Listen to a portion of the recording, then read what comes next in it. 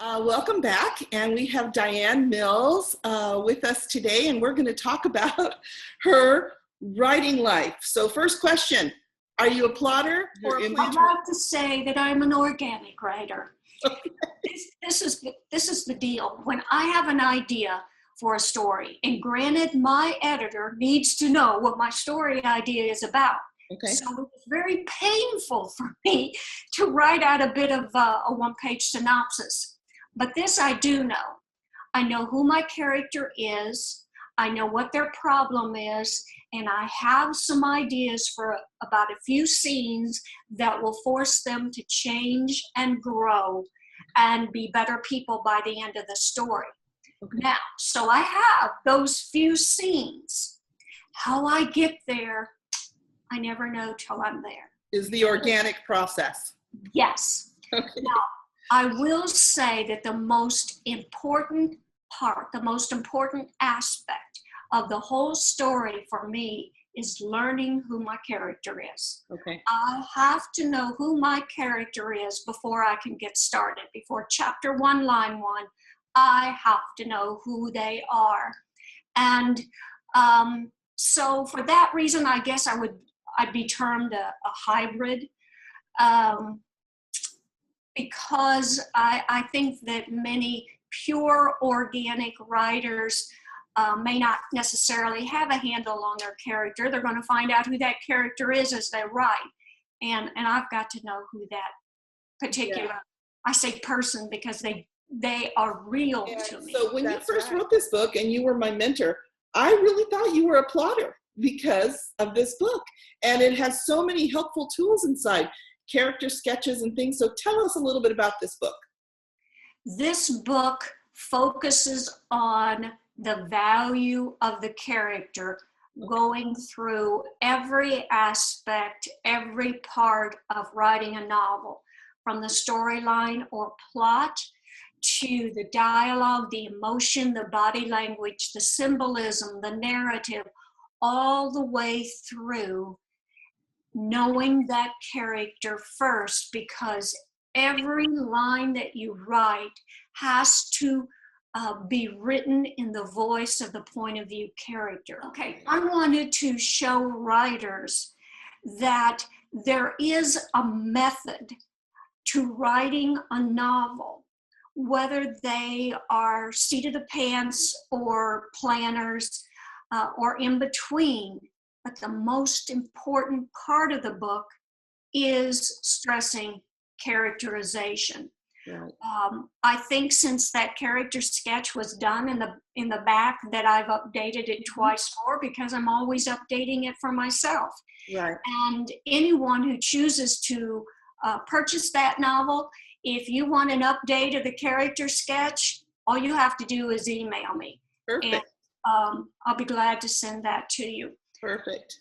I am the type of writer who believes when I start into a scene and I'm in a particular point of view character, that I'm putting blinders on, I'm walking into my character's closet, I am going to dress like my character. And when I say dress, that's symbolically, I mean my heart, my mind, my soul, everything is that character.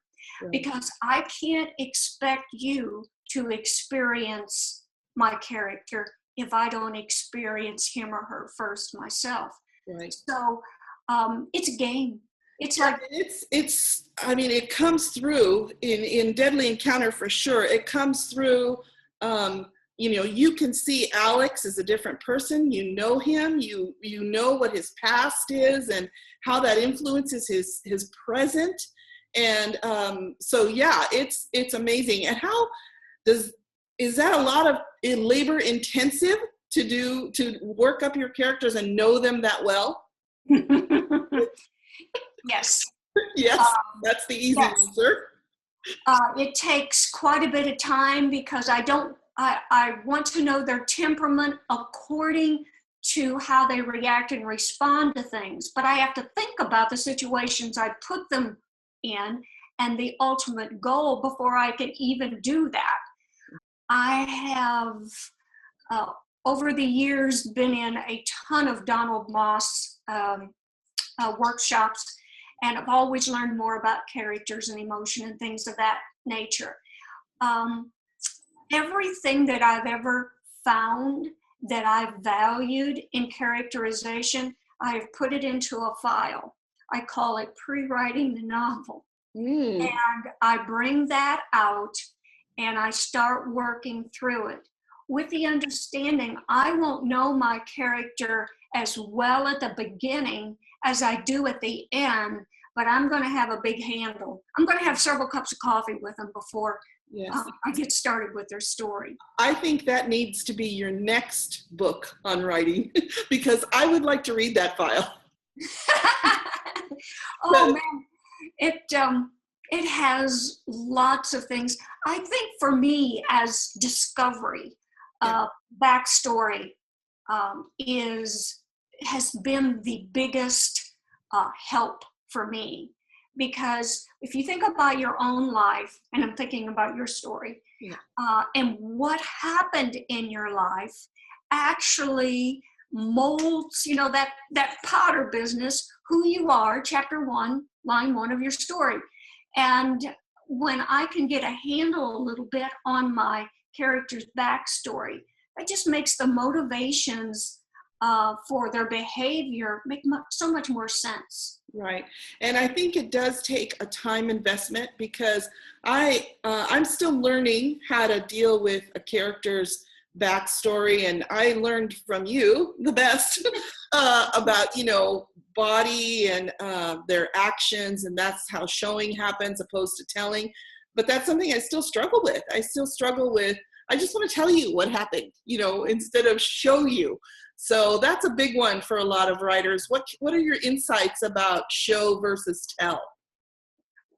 There are times if something just doesn't really matter, that you just need to make a transition. You went from your garage to work and nothing happened, it would be boring and all that kind of thing. Then nothing needs to happen. But we have to understand that before we write each scene, there are 4 plot questions. Right. And before I write a scene, in my mind, I'm going, okay, number 1, what is my character's problem, or what's their goal? Number 2, what is my character going to learn in this scene?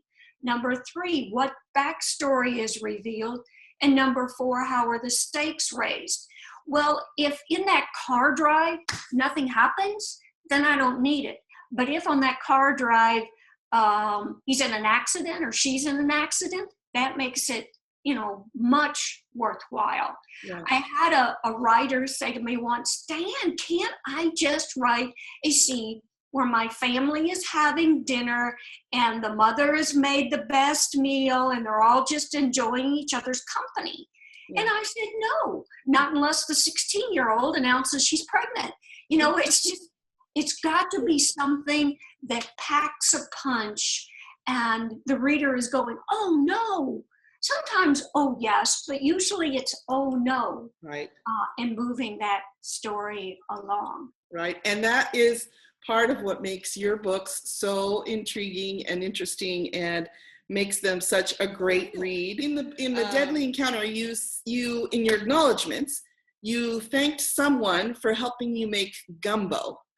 So I wanted you to talk about that, because being a Cuban, I often throw Cuban food and recipes into my books or into my stories. And so tell us a little bit about how that informed your writing. Randy Dupree. Okay. He lives in Louisiana, and he is typical Cajun, just a real lovable guy, writes too. And when I decided, okay, I need to know Cajun from a male point of view.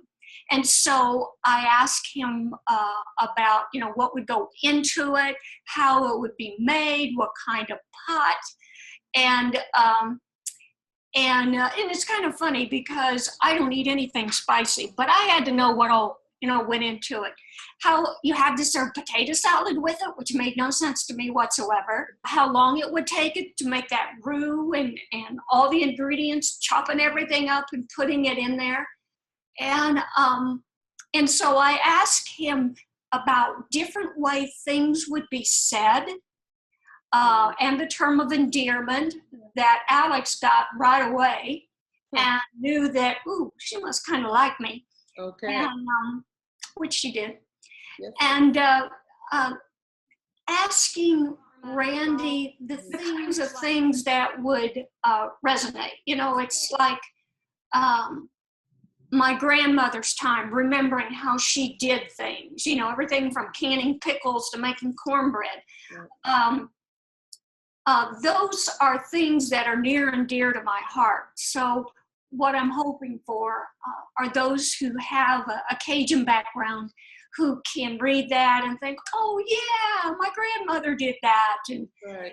and things of that nature. Yeah, I really enjoyed that. Because I really enjoy reading about the different culture. And even though, you know, Louisiana is here in the United States, that Cajun culture definitely has some distinctives. You do so many things. You are an author, of course. You are a mentor. You are an editor. You helped to found the American Christian Fiction Writers Association, which is amazing. So how do you regulate your writing time? What do you do? Do you write every day? Oh yeah, and actually I write on the treadmill, but that's another story. Oh, that's a good one. Yeah, it's a good one. That's my second office. I'm very disciplined. In fact, I have to make sure that I take time away to rest, because that's as vital in being high energy and things of that nature, and making sure that your productive time is productive and you're not just wasting time. Right. So I have to call myself, DiAnn's time to rest kind of thing. I believe that whatever I do, whatever I learn, that it is a part of my mandate from God to share that with someone who's serious, not someone who doesn't care, not someone who just wants me to tell them how it's done, but how someone helps someone who is serious. So whether I am writing myself, talking to someone about writing, mentoring, working with them about social media, whatever I'm doing, the first flag that jumps up for me is someone who's not serious. So we can do just about anything that we feel purpose to do if God's in it. Number one. Number two, he'll give you the time. And trust me, when I am on deadline, like I've been for the past few weeks, finishing a book that's due October 1, then I have my blinders on then too, because I know this is who I am primarily. If I've got someone who contacts me and says I need mentoring, and I have a couple of other students in the background, and I know that it will not be fun and it will not be fair if I take on someone else, then I say no. I'm the co-director with Edie Melson at the Blue Ridge Mountain Christian Writers Conference, and I'm having a ball with that, just loving it. The Blue Ridge Conference, which is fiction, nonfiction, magazine, speaking, you name it, is at the end of May. Okay, and is that held is it in North Carolina? Where is it? Yes, it's at Ridgecrest, North Carolina, in the Smoky Mountains, and it's just beautiful. So whether I'm going there in the fall for the novelist retreat or in the spring, it's just beautiful. What's the most important thing, the one thing that a new writer should learn or do in order to be successful for writing the long haul of a novel?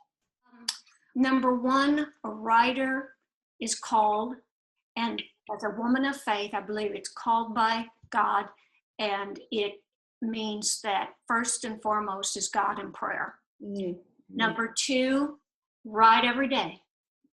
Number three, read the books about writing, read the books in the genre that you're wanting to write for, and read bestsellers and discover, underline, highlight, tear out, do whatever you need to do to understand why they are. And the last one, and the not the first one, but the other three, not in that necessarily in that order. Right. But you've got to be continually learning the craft, social media, how to be a better professional, all those things that make a writer grow. You know, you can be the best writer in the world, but if they're not on social media, how are other people going to find out about it? If that writer wrote 5 NYTs, New York Times bestsellers, but they haven't written one since then, is it because they haven't educated themselves to find out what the trends are? Those kinds of things. That's wonderful. Thank you so much. And I am going to put up your website. DiAnn's website is DiAnn Mills, MILLS. .com, and she's got a great website, also a great YouTube channel that I really enjoyed watching. And just tell us, last thing, tell us, you mentioned it a little bit, but tell us what is next.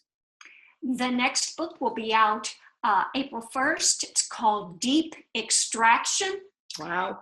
And that is U.S. Marshal and FBI.